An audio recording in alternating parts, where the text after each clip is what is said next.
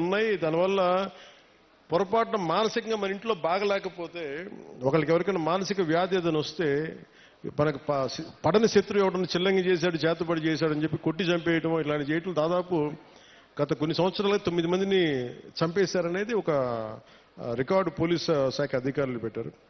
So వారి విజ్ఞాపన, వారి విన్నపం ఏంటంటే ఎట్టి పరిస్థితుల్లో మీరు దయచేసి దీని అలా మూఢనమ్మకాల వైపు వెళ్ళకండి. ఏదైనా బాగలేకపోతే ఎందుకు బాగలేదు అని దృష్టిలో పెట్టుకొని అట్లా ఆలోచించమని, అందుకని దీనికోసం ప్రత్యేకించి వికాస్ అనే ఒక కార్యక్రమం ప్రారంభించారు. ఈ పై విషయాలన్నింటినీ అంటే దీనికి గల కారణాలను పరిశీలిస్తే మూఢనమ్మకాలని మనకి ఇంట్లో వాళ్ళకి బాగలేకపోతే చేతబడి చేశాడు, చెల్లంగి చేశాడు అవన్నీ సినిమాల్లో బాగుంటాయి, నవల్స్లో బాగుంటాయి. నిజానికి మన మనసుకు మించింది ఏం లేదు. అంటే మీ మైండ్ చెడు మంచి అనేది ఏంటంటే ఒకడు పోవాలని కోరుకుంటున్నా అదే చెడు, అంతే, అదే చేతబడి.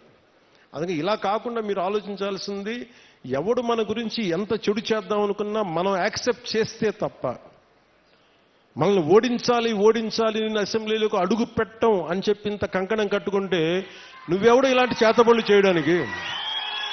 ఇలా చూడండి, మనంటే పట్టణంలో ఎప్పుడు మాట్లాడతారు, అందువల్ల కానీ మనం ఎలా ఎదుర్కోవాలి? కూర్చొని కొట్టడాలు ఇవన్నీ కాదు, బలంగా మన మనసు బలంగా ఉంటే ఏది పనిచేయదు, మనకి ఏది దుష్టశక్తి మన మీద పనిచేయదు. ఎందుకంటే ఒక్కసారి ఇలాంటి మూఢ విశ్వాసాలని నేను కూర్చోబెట్టి వెంటనే తీసేయమని కష్టం అని అర్థం చేసుకోగలను. కానీ వీటికి మించి మీరు ఆలోచించవలసింది, ముఖ్యంగా యువతకి, ఆడపడుచులకి, మహిళలకి చెప్తున్నా, ఒక తరం అది నమ్మారు, ముందుకు వెళ్ళిపోయారు. తులసీదళం, తులసి నవల్స్ లాగా బస్తర్ అడవుల నుంచి ఒకరు కొంతమంది వస్తారు, ఇలా చేశారు అని. ఇవన్నీ పాతకాలం అన్నీ అయిపోయింది. మీకు ఎవరైనా సరే చెడు చెయ్యాలనుకున్నోడు కూడా మనకి ఎవడు చెడు చేయలేడు. మనం బలంగా ఉంటే మనం ఏదైనా ఎదుర్కోగలం.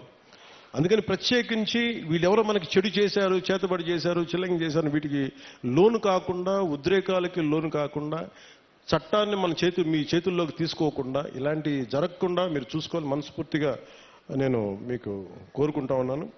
అందుకని వీటన్నిటిని దృష్టిలో పెట్టుకొని అవగాహన కార్యక్రమం, వికాస్ అనే కార్యక్రమాన్ని శ్రీకారం చుట్టారు ఉన్నత పోలీసు అధికారులు. దీంట్లో భాగంగా జిల్లాలోని పోలీసు, రెవెన్యూ, వైద్య, ట్రైబల్ డిపార్ట్మెంట్ మరియు వివిధ రకాల సంస్థలు సంయుక్తంగా గ్రామాల్లో పర్యటించి ఇలాంటి చిల్లంగి కావచ్చు, ఇలాంటి చేతబడుల మీద కావచ్చు అవగాహన కల్పిస్తూ ఎవరికైనా సరే అనారోగ్య సమస్యలు ఉన్నా, మానసికంగా ఎటువంటి సమస్యలు, దానికి కారణం చిల్లంగి ఇటువంటి చేతబడులే కాదు, వారి యొక్క సమస్యకి పరిష్కార మార్గం హాస్పిటల్స్లో ఉంటుంది, లేదంటే ఏమున్నాయని చెప్పి